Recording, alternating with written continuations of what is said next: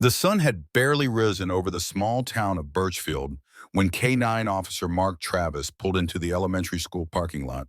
The grass was still damp with morning dew, and a light fog hung over the playground, giving the bright jungle gym an eerie, ghost-like outline. But that wasn't what made his skin crawl. It was Ace. The Belgian Malinois sat in the back seat, unusually still, eyes locked on the field behind the school. His chest rose and fell slowly, but his body was tense, locked in a posture Travis had seen before, just before something terrible surfaced. And when Ace was like this, you listened. We checked everywhere, the principal had insisted the day before. We don't think she ever left the playground. That was the problem. No one ever thinks something like this could happen in a quiet town like Birchfield. Not during recess, not at a school. But Emily Carter, 8 years old, had vanished. No one saw her leave. No one saw her taken. One minute she was playing hopscotch with her best friend, and the next, gone. Just gone. No signs of struggle. No witnesses, no screams, nothing. And it had been 48 hours. Officer Travis opened the back door of the cruiser. Ace didn't move. "What is it, boy?" Travis asked softly. Ace stood slowly, ears erect, and jumped out. Not toward the playground or the track where volunteers had been searching nonstop for 2 days, but toward the equipment building behind the field. A rusted metal shed, barely the size of a small garage. Storage for cones, field chalk, lawnmowers. The kind of place no kid would play near. It had already been checked on day one. "You're wasting your time back there," one of the school's security guards called. We cleared it top to bottom. But Ace wasn't wasting time. He was pulling, his harness strained as he lunged forward, nose low, tail stiff, sniffing around the left side of the shed where an overgrown patch of weeds hugged the wall. Travis followed, tightening his grip on the leash, heart beginning to thump louder with each step. "Easy, buddy, you're leading now." The backside of the equipment building was shaded by the tree line, its foundation lined with cinder blocks and a few old planks to keep raccoons out. Ace sniffed along the gap beneath the base, then froze. His ears tilted, his breathing changed. He backed up one step, then barked. Once. Sharp, demanding. Travis's gut twisted. Ace never barks like that unless something's wrong. He crouched beside the dog and swept his flashlight under the shed. All he saw was blackness, until something caught the light. A zipper. Inside, the equipment room was musty and stale. Cobwebs lined the upper corners. Old jerseys hung from hooks, faded and forgotten. Lawn equipment leaned against the wall, untouched. And in the far corner, behind an overturned soccer net and a stack of deflated basketballs, lay a large green canvas bag. The kind you'd use for camping gear, or maybe something worse. Travis stepped towards it slowly. Ace didn't bark again, but his growl rumbled low, vibrating through the silence like distant thunder. The bag was zipped shut, tight. Travis reached out and paused. Something didn't feel right. There was a faint smell, not decay, but something sour, like fear, sweat, human. He unzipped just a few inches and shone his light inside. Stuffed animals, a pink coat, shoes, rope. That's when his radio crackled. "Unit 4, do you copy? There's a disturbance near the bike racks on the west side. Some kids say they saw a man in the woods." He didn't answer. He dropped to his knees and checked the floor beneath the bag. It was wooden, rough, unlike the concrete floor at the front entrance. Travis tapped it twice. Hollow. His pulse surged. Ace started pawing violently at the floor, digging at a corner panel wedged under a broken basketball rack. There was a hatch, no lock, just a metal handle crusted in dust and dirt. Travis grabbed the handle and yanked. The hatch creaked open, revealing a crawl space barely 3 feet high. It smelled damp and old, like basements from another era. He pulled a small penlight from his belt and aimed it downward. At first, he saw only shadows. Then a foot, bare, tiny, still. "Oh my God!" He lowered himself onto his stomach and shouted, "Emily! Emily, can you hear me?" No reply. But he saw her face now. Pale, eyes closed, duct tape across her mouth, hands tied at the front. She was alive, barely. Travis crawled in without hesitation, his shoulders scraping both walls as he maneuvered through the tight space. He gently cradled the girl's limp body and backed out slowly, every movement deliberate. Ace stood at the entrance, tail rigid, breathing fast but quiet. "Call it in," Travis said into his radio, voice shaking. "We've got her, Emily Carter, alive." He carried her out into the morning air, where paramedics rushed to meet him. Emily's eyelids fluttered. She let out a faint, raspy whimper, like a kitten in a storm. Her mother's scream echoed across the parking lot as she ran toward the stretcher. The moment she saw her daughter breathing, she collapsed to her knees, sobbing into her hands. But Travis wasn't watching that. He was looking back at Ace, who stood still in the doorway of the shed, just watching, waiting, knowing, like he'd known all along. The sirens had long faded into the distance, but the aftermath clung to the school like a fog that refused to lift. 2 hours after Emily Carter was rescued from beneath the equipment shed, the campus of Birchfield Elementary was still crawling with officers, forensics, and a growing crowd of media vans parked just outside the gate. But K-9 officer Mark Travis wasn't speaking to reporters. He was still standing at the shed. Ace sat beside him, unmoving, his amber eyes fixed on the crawlspace door, now wide open and surrounded by yellow tape. A forensics tech had placed evidence markers on the floorboards. Others were crouched inside the hatch, measuring, photographing, and brushing dust into small tubes.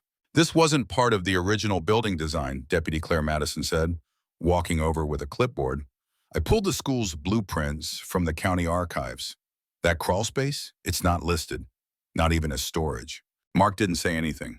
He didn't have to. Ace had found something no one else even knew existed. Earlier that morning, after the ambulance pulled away, Mark had taken Ace back to the patrol car. The dog jumped in without hesitation but didn't relax. His breathing was shallow, ears still twitching. It was like his body hadn't processed the rescue, like he knew something still wasn't right. And truth be told, Mark felt the same. Because if Emily had been locked beneath that floor, someone had to have put her there. And that someone had keys. Inside the equipment shed, the crawl space measured about 10 feet by 10 feet, just large enough for a grown adult to lower a child inside, but barely enough for that child to move. She was sedated, the EMTs had said. No food, no water, probably slipped in and out of consciousness for at least 24 hours. A death sentence, if they hadn't found her in time. Mark stared at the corner where Ace first barked, that sharp, single alert that changed everything. If not for that bark, they would have walked away a second time. You already cleared this room, someone had said yesterday.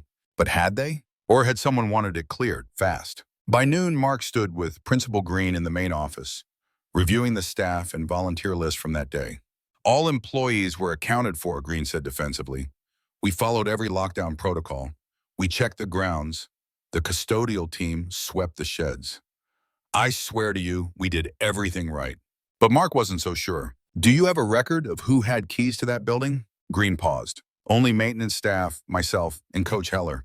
Coach Heller? He handles all the field equipment.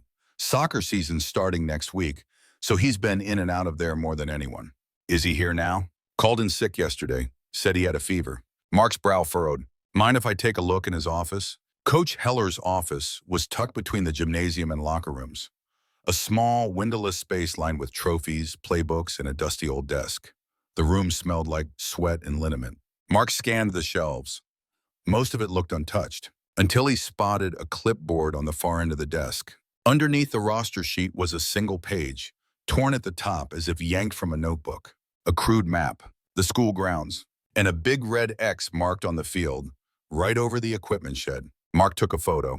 Ace was already at the doorway, tail stiff. Later that afternoon, Mark sat in his cruiser across from the school, watching parents pick up their children early. News vans lined the block. Emily's photo flashed across every local broadcast. Miracle rescue, they called it. But it didn't feel like a miracle. It felt like a countdown. Whoever did this knew that space existed. They knew how to get in and out without being seen. They had access, timing, and most chilling of all, they had patience. This wasn't a crime of impulse. It was a plan. Mark. It was Deputy Madison again, her voice crackling through the radio.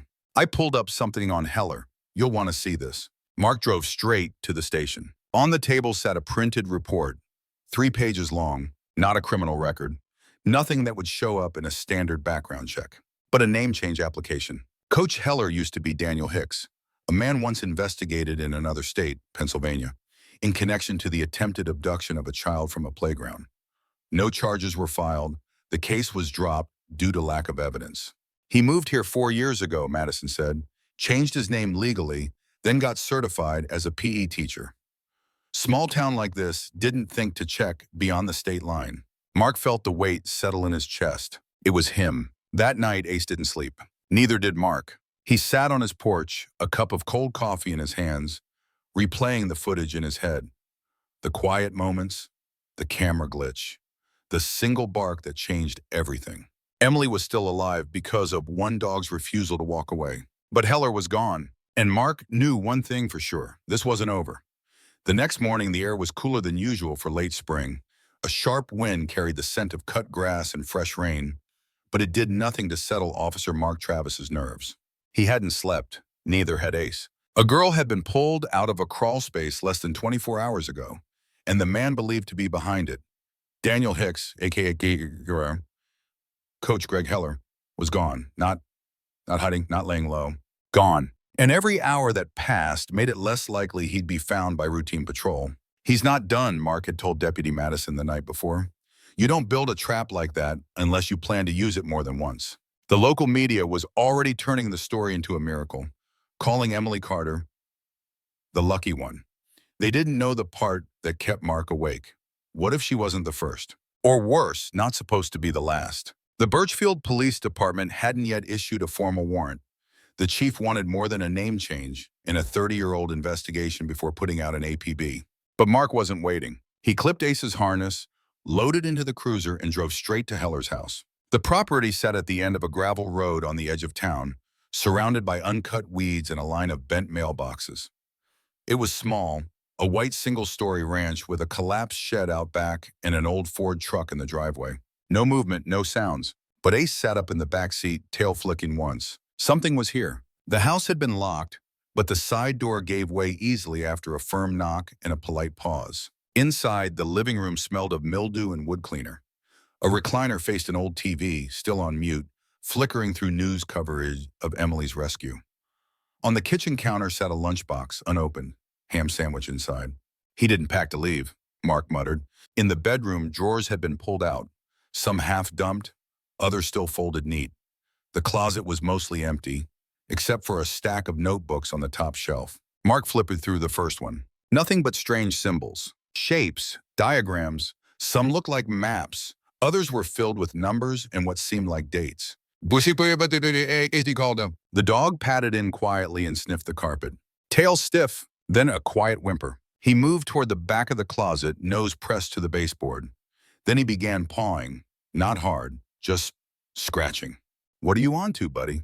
Mark knelt and tapped the wall. Hollow. He ran his hand along the trim and found a notch, a narrow groove no wider than a dime. He pried gently with a pocket knife. A panel slid open with a soft click. Behind the wall was a narrow compartment, barely large enough to fit a small box or duffel bag. Inside was a canvas and satchel and a plastic file folder. The satchel held rope, gloves, a black beanie, and a cheap phone with a cracked screen, still powered off. The folder held what looked like copies of student files, not just Emily's. 7 other children, boys, girls, ages between 7 and 9, all attended Birchfield Elementary. All had similar features: slight builds, light hair, quiet in class. On each file, Heller had scribbled something in pencil. R10, F2, E6. Mark had no idea what the codes meant, but they felt calculated, like assignments. He flipped to the last file and froze. The next child circled, James Parker, 8 years old. That name Mark recognized. James rode his bike down Mark's street nearly every afternoon. He rushed outside and called dispatch. I need eyes on James Parker. Alert his parents now. I'm sending a unit. Copy that, Unit 3. Parents are being contacted. Anything else? Yeah, he said, looking at Ace, who was already staring out the window. Put out a notice. Daniel Hicks, formerly Greg Heller. We have probable cause for attempted abduction and child endangerment. Suspect is mobile, likely still in the county. There was a pause on the line. Understood. By the time Mark got to James Parker's house, 2 squad cars were already there. James was inside with his mom, safe, for now. But something wasn't right. Ace kept pulling toward the woods behind the house. His breathing quickened. He paced, then barked once, sharp and urgent. Mark followed. They passed the old swing set, the overgrown fence line, and a trail James often biked. About 200 yards in, Ace stopped cold. On the ground, a child's backpack. Inside, a juice box, a fidget toy, and a field trip form with James's name. He was close, Mark muttered, scanning the forest. But how close? A deep tire track led away from the path. Mark followed it to a gravel clearing that opened onto a remote service road. Empty now, but not long ago, someone had been parked there, waiting. Ace sniffed along the perimeter, then barked again, this time toward a row of trees leading to an old trail that curved behind a ridge. They followed. For nearly a mile, the trail ended near an abandoned farmstead. Barn collapsed, windows boarded, driveway lost under weeds. Ace lowered his nose and growled. Something was here. The house was silent. Mark didn't draw his weapon, not yet. He let Ace lead. Inside, the smell hit first. Not rot, not filth. Bleach. Every surface scrubbed. Spotless. Almost too clean. In the center of the living room was a fold-out map of Birchfield, pinned with red dots, one for each school, park, or church. In the corner, a sleeping bag, a bottle of water, and a pair of binoculars aimed out the boarded window toward town. Heller had been here, watching, planning, but he wasn't here anymore. Mark's phone buzzed. A message from Madison. We tracked the burner phone you found. Last ping, Route 19, eastbound. Might be heading for the state line. Mark turned to Ace. Let's finish this. Ace barked once in reply. The chase wasn't over, but now they knew who they were hunting, and they wouldn't stop. The road out of Birchfield stretched long and flat, flanked by cornfields turning gold under the afternoon sun. Dust kicked up behind Officer Mark Travis's cruiser as he pushed past the county speed limit on Route 19, eyes locked on the horizon. Next to him in the passenger seat, Ace sat upright, panting lightly but alert, eyes scanning the passing trees. The last ping from the burner phone found in Heller's secret crawl space had come from this road, eastbound, about 6 miles from the state line. If he crossed, jurisdiction got messy, slower, complicated. And Mark had a feeling Heller knew that. We're not letting him disappear again, Mark muttered. Not this time. Ace gave a quiet, low whine, not fear, not discomfort, anticipation. About 10 miles out, the dispatcher crackled through the radio. Unit 3, we've got a vehicle dump. Abandoned truck matching Heller's description. Side of the road near mile marker 142. County tow spotted it just before your last report. Mark's fingers tightened on the wheel. I'm close. ETA 5 minutes. Ace stood, bracing himself on the floorboard, tail beginning to stiffen. The truck sat skewed on the gravel shoulder, engine cold. Dust clung to the paint. It had been here a while, maybe an hour. Mark parked at a distance, approached with caution. Driver's side door cracked open. Inside, nothing unusual. No keys, no blood, no bag, no signs of struggle. But in the footwell, half crushed beneath a boot heel, was a folded flyer, a community bulletin from Birchfield Elementary. Emily's face was on it. So was James Parker's. He held it like evidence from a nightmare. Let him sniff it, Mark said softly. Ace stepped forward and leaned in, nose brushing the paper, then the seat, then the center console. His body stiffened, nose dropped, and then he pulled, hard, straight toward the cornfield. Hold up, Mark muttered, clipping the long line onto Ace's harness. Stay on him, but don't rush. They pushed into the rows, tall stalks swaying in the wind. Corn not yet harvested, but thick enough to hide a grown man. Ace moved faster now, threading through the green, nose down, tail straight. Mark followed. 1 row, 2 rows, 50. And then Ace barked. Short, sharp, urgent. At first, Mark didn't see it. Then the sunlight shifted and a space opened up in the corn. A crude campfire circle, rocks blackened from use. Nearby, 2 water bottles, a protein bar wrapper, and a camo tarp wadded into a ball. No sleeping bag, no weapons. But Mark saw the edge of a torn notebook page partially buried. He tugged it free, a single word scribbled in ink. Tuesday. That was tomorrow. Mark crouched, eyes scanning the edges of the clearing. He's planning something. He turned to Ace, who was still circling the rocks, nostrils flaring. Then Ace suddenly veered left, deeper into the corn, barking once more. They moved again, cutting through the maze until they reached a clearing, this time smaller. At the center, a child's jacket. Not James's, different color, different size. Mark held it up. It was pink, too small for James. Too small, even for Emily. Who else was on the list? Back in the cruiser, Mark pulled up the digital files Madison had sent. Heller's notes, the coded list. Each child had a symbol beside their name, and one name stood out now more than ever. Lily Thompson, age 7. She wasn't on the radar yesterday. Her family had been out of town over the weekend, camping in the state park, just returned this morning. Mark called dispatch. Get eyes on Lily Thompson. I need someone at her house. Make sure she's accounted for. It's urgent. He hung up before they could respond. Time wasn't on their side. By the time Mark reached Lily's neighborhood, dusk had begun to fall, a warm amber glow casting long shadows on the sidewalks. The street was calm, too calm. He parked at the curb and approached the Thompson house. A neighbor watered his lawn across the street. "You looking for someone?" the man asked, setting the hose down. "Lily Thompson, her family just got back in town?" The man nodded. "Yeah, I saw them pull in late last night. Parents were unloading the car." "You see Lily?" The man paused. "No, but I wasn't really watching." Mark knocked on the door. Lily's mom answered, eyes puffy, voice raw. "Is this about Emily?" "Ma'am," Mark said gently. "Is Lily home right now?" She blinked, startled. "No, she should be at aftercare. They bus her from school." "Is something wrong?" Mark's stomach turned. "Do me a favor. Call the aftercare center now." She disappeared into the house, re-emerging moments later, panic in her voice. "They said she never arrived." A bolo went out immediately. Lily Thompson, 7 years old, blonde hair, blue eyes, last seen that morning at school pickup. Mark's heart sank.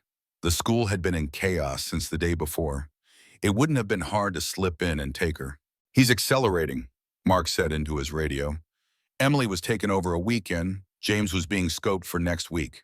But now he took Lily the same day he dumped his truck. He was unraveling, or speeding up. Ace stood rigid near the cruiser, sniffing the air, tail slowly wagging. "What is it, boy?" Ace turned, not toward the school, not toward the cornfields, but toward the road running behind the Thompson house. A dirt service road, private, narrow. Mark followed him with his flashlight. They walked for nearly 10 minutes before Ace stopped beside a rundown utility shack covered in vines. He barked, twice. Mark drew his weapon, keeping low. The door was chained, padlocked, but the hasp had been bent, like someone forced it open. He yanked hard. Inside, it was pitch black, until his flashlight caught on something in the corner. A blanket, a child-sized shoe, a juice box, but no child. Mark cursed under his breath. They were close, so close. Ace moved toward the back wall, sniffing frantically, and let out a whine. High-pitched, anxious, scratches on the floor. Footprints, small, 2 sets, 1 adult, 1 child. And then tire marks. "He was here," Mark said, "maybe an hour ago." Ace whined again, sitting by the shoe, tail tapping the floor slowly. "We'll get her back," Mark whispered, "just like Emily." As the sun set behind the ridge, Mark stared out over the valley beyond. A storm was coming. He could feel it. But they weren't done, not until they brought Lily home, not until they stopped him for good. And Ace, silent, still, focused, was already facing the direction they'd go next. The first drop of rain hit the windshield like a whisper. Mark Travis leaned forward in the driver's seat, eyes squinting at the map spread across his lap. Outside, the sky had turned a strange color, an angry swirl of purple and gray that hung low over the hills. The air was heavy. Still, Ace sat in the back seat, tense and unblinking. He was staring through the window at nothing, and yet somehow at everything. Mark knew that look. They were running out of time. The call from dispatch had confirmed what he feared. A witness on the far edge of the next county had spotted a man and a child walking near an abandoned rest stop, 20 miles out along a dead stretch of Route 52. No other leads had come through, no credit card hits, no security footage. And now a thunderstorm was about to roll in hard. "We've got 1 shot, Ace," Mark said, starting the engine. "Let's go get her." The cruiser tore down the gravel road, tires skimming loose dirt, wipers already fighting the first sheets of rain. Every second mattered. If Heller was trying to vanish, he wouldn't wait much longer. And if he sensed anyone was close, he might do something worse. The rest stop wasn't much to look at. Just a rusted-over picnic area, a cracked parking lot with weeds pushing through the pavement, and an old public bathroom building covered in spray paint and spiderwebs. No cars, no people. But Ace didn't hesitate. The moment Mark opened the door, Ace jumped out, nose low, tail rigid. He moved fast, cutting through the wind like he was chasing a thread the human eye couldn't see. "Take me there, buddy," Mark whispered. "Show me." Ace led them past the restrooms, across the broken sidewalk, and into the woods behind the site, where the trees grew thick and the canopy blocked what little light remained. They pushed through thorny brush and tangled roots. Rain fell harder now, dripping off the brim of Mark's cap. Thunder cracked in the distance. Then Ace froze. He growled, low, steady, focused. Ahead, partly hidden under a twisted pile of branches, was a storm cellar door, old, padlocked, the hinges coated in rust. But the ground around it was disturbed. Fresh footprints, one large, one small. "This is it," Mark breathed. He radioed dispatch. "Unit 3, I've located a storm shelter behind the Route 52 rest stop. Footprints outside, I'm proceeding with entry. Request backup, but I'm not waiting. No time." He drew a sidearm and stepped forward. The lock had been picked, not expertly, but effectively. He yanked the door open, gun trained on the stairs below. Darkness and silence. Ace didn't move until Mark gave the signal. Then he descended slowly, one paw at a time, body low, muscles tight.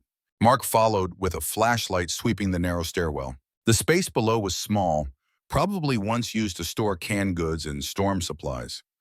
Now it was empty, damp, smelling of mildew and old wood. Then movement. A flash of pink behind a plastic crate. Ace barked. A child screamed. "Lily!" Mark called. She was curled in the far corner, hands tied, mouth gagged, trembling in soaked pajamas.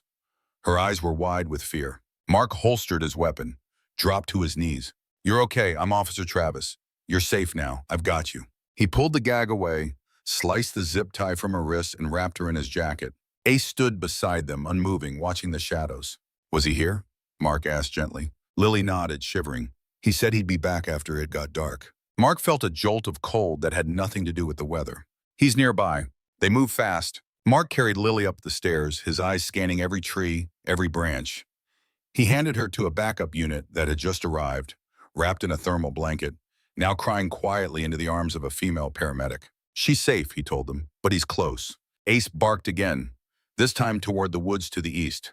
Mark didn't need a trail now. He had a direction, and he had a dog who'd never been wrong. They moved into the trees again, Mark and Ace, one more time. The storm broke overhead, thunder cracking like a warning shot.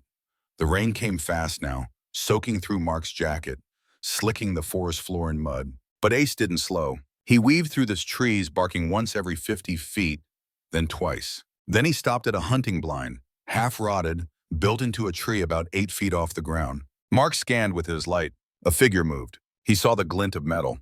"Hands where I can see them," Mark shouted. No answer. "Daniel Hicks, put the weapon down." Ace growled beside him, straining against the leash. Inside the blind, the man shifted, then dropped something out the window. A knife hit the ground, then silence. Mark approached slowly. The man inside was soaked to the bone, face streaked with dirt, hands trembling. "It was supposed to be cleaner," he said, voice low and strange. "Just take one at a time, not make a scene." Mark cuffed him in seconds. "You picked the wrong town," he said coldly. Back at the cruiser, Mark stood under the open trunk with a towel draped around Ace's back. The dog panted hard, still keyed up but finally settling. The medics confirmed Lily was okay, dehydrated, shaken, but uninjured. Her parents arrived not long after, crying harder than their daughter. "How did you know?" her father asked. Mark looked down at Ace. "I didn't," he said quietly. He did. Later that night, the chief offered Mark a ride home. He declined. Instead, he sat in the back parking lot, alone with Ace. Rain still fell, but something felt lighter. Not finished, not yet, but lighter. Closing scene. Inside the precinct, on the whiteboard near the detective bullpen, someone had written, "2 kids found," and below it, someone else had added, "Thanks to Ace."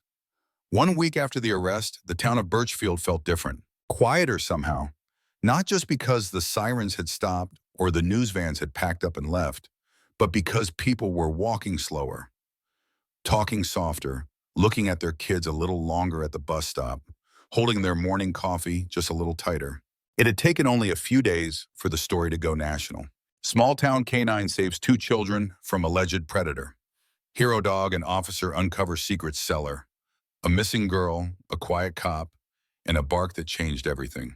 But none of that mattered to Mark Travis. He wasn't in this for headlines. He just wanted his town back. Ace lay stretched out on a dog bed next to Mark's desk in the station. His eyes were closed, but his ears still twitched at every footstep, every hallway echo, every new voice. That dog never really slept unless Mark did, and Mark hadn't really slept since the courtroom hearing began. Daniel Hicks, known in Birchfield as Coach Greg Heller, had pleaded not guilty. Despite the overwhelming evidence, his attorney pushed back, claiming psychological instability and procedural errors in the arrest. The courtroom had been packed for the preliminary hearing. Emily Carter's mother sat in the front row, gripping a photo of her daughter with both hands, as if it anchored her to the room. Lily Thompson's father refused to sit. He stood the entire time, arms crossed, jaw clenched. Mark sat 2 rows back, not in uniform, just watching. Ace wasn't allowed inside. He waited quietly into the hallway, curled against the wall like a statue. But even from behind closed doors, his presence was felt. Back at the station, Mark reviewed his notes. Not just the evidence, he knew that cold, but the trail that led there. The backpack, the cornfield, the cellar, the trail mix wrapper, the torn map, the burner phone with one last ping before it went cold. And most of all, the children's files hidden behind a closet wall. 7 of them. 7 kids with circles around their names. He still wasn't sure if Hicks had ever harmed another child before Emily or Lily. There were no formal charges on record, just rumors, transfer requests, closed files from other counties that mysteriously couldn't be located. But Mark had learned something in all his years as an officer. Predators don't wake up dangerous. They escalate, quietly, carefully, until someone stops them. This time someone had, and that someone had 4 legs, a sharp nose, and the instincts of a guardian. On Friday morning, the mayor stopped by the precinct. He walked into the bullpen holding a proclamation in a red folder. "We want to honor you and Ace," he said, "next week at the community center. Something for the kids. Give folks a reason to smile again." Mark nodded politely but didn't say yes. He didn't do parades. Ace didn't like crowds. Instead, that afternoon, he drove Ace to Birchfield Elementary. Principal Green met him at the gate, her hands folded in front of her like she wasn't sure what to say. "You didn't have to come," she whispered.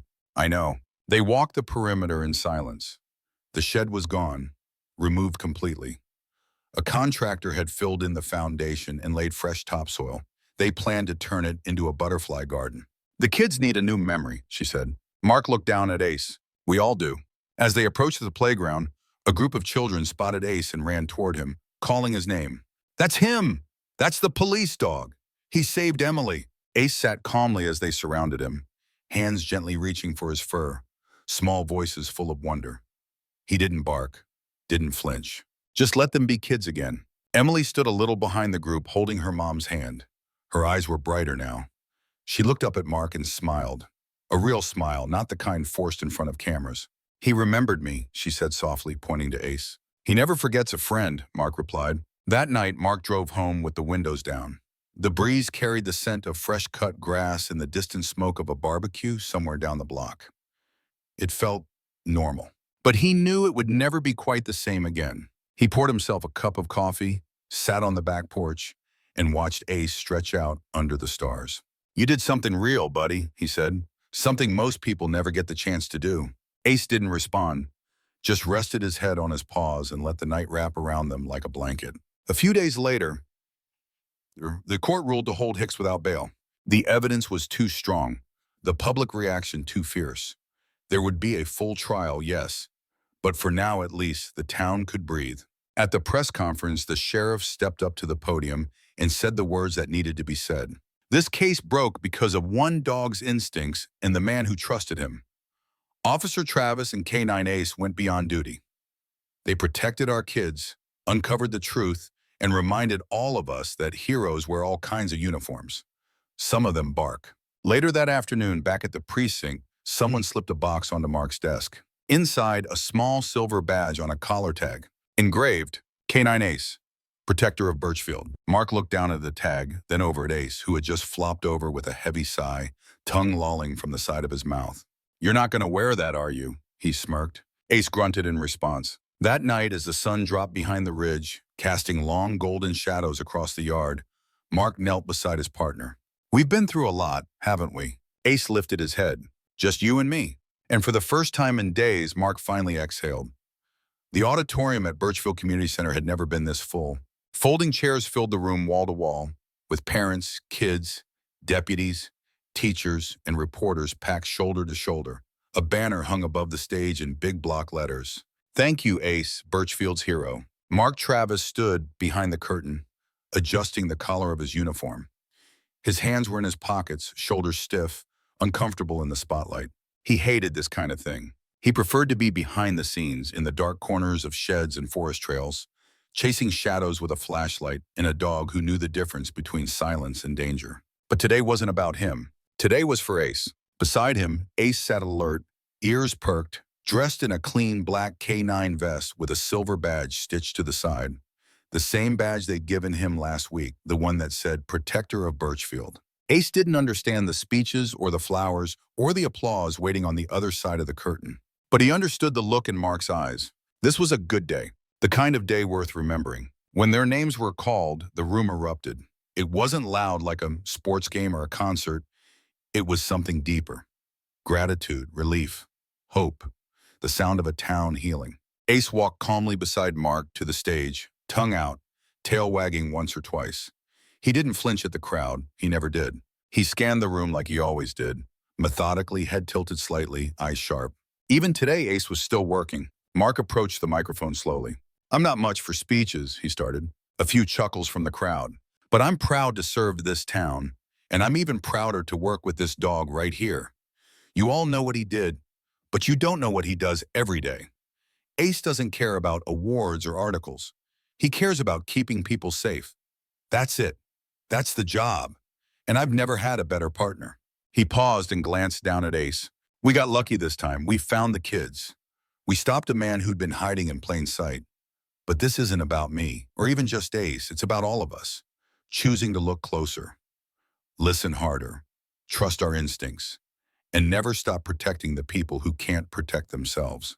The crowd rose to its feet. Some were crying. Others clapped with both hands over their hearts. And a few just stood in silence, hands in pockets, heads bowed, knowing they'd almost lost something they could never replace. Later that afternoon, Mark and Ace walked out of the center and down Main Street, passing the bakery, the hardware store, and the old diner with the cracked sign. People stopped them every few feet.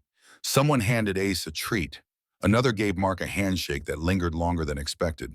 But Mark kept walking. He didn't want this to be their final note. He wanted something quieter. They ended up at the park, the same park where the search for Emily had started 2 weeks ago. It was different now. The shadows didn't feel so heavy. Kids were back on the swing sets, laughing again. Parents watched more closely than they used to, but with smiles instead of fear. Mark sat on a bench under a tree. Ace lay down beside him, resting his head on Mark's boot. "You feel it too, don't you?" Mark said quietly, the way things shifted. Ace thumped his tail once, not a full wag, just a sign that he was listening. A little while later, Emily Carter approached with her mom. She wore a pink hoodie and held a drawing in her hands. "Hi, Officer Travis," she said softly. "Can I give this to Ace?" Mark nodded. She knelt and handed the paper to him. It was a crayon sketch. Ace standing tall in front of a big heart, with stick figure versions of Emily and Lily standing behind him. The words at the top said, "My hero." Ace sniffed the page and gave it a gentle lick. Emily giggled. Her mom wiped her eyes. "Thank you," she said, for giving her back. Mark didn't have the words. He just nodded. Sometimes silence said more than any speech could. That evening, back at home, Mark cooked dinner with the radio low and the windows open. Ace paced the kitchen slowly, waiting for the sound of the refrigerator door, his unspoken cue for a snack. Mark tossed him a piece of grilled chicken. "You've earned it," he said. Later, they sat on the back porch again, same as they had every night that week. The sky was clear, the breeze was soft, and for once there was no sense of urgency, no bark echoing in his memory, no unanswered questions. Just stillness. Ace let out a long breath and rolled onto his side. Mark watched him for a moment, then spoke quietly. "I don't know how long we will get together, buddy, but I know I'll never have another partner like you." Ace didn't move, but he didn't have to. Mark already knew. Weeks passed, the town settled, the kids returned to school. The butterfly garden bloomed where the shed once stood. They planted a sign beside it that read, "For all the children who were found, and the ones who were brave enough to be heard." Mark didn't go back to the school often, but sometimes on his patrols, he'd park near the edge of the lot and just watch, just in case. Ace always knew where they were. He'd stare out the window, head high, ears twitching at every sound, even if nothing seemed wrong. Because with Ace, you never really knew what was coming, but you always knew he'd be ready. And if someone were to ask Officer Mark Travis what made Ace different, what made him more than just a working dog or a trained partner, he'd probably just say this. He listened harder than most people ever do. And when he barked, he didn't just want to be heard. He wanted to be believed. And that's what saved them all. Thank you for following this story about Canine Ace, Officer Travis, and the quiet heroes who walk beside us every day. What would you have done if your dog refused to walk away from a locked shed no one else believed mattered? Would you have listened? We hope you do. And if this story moved you, we'd love to hear your thoughts in the comments. Thank you for being part of this journey.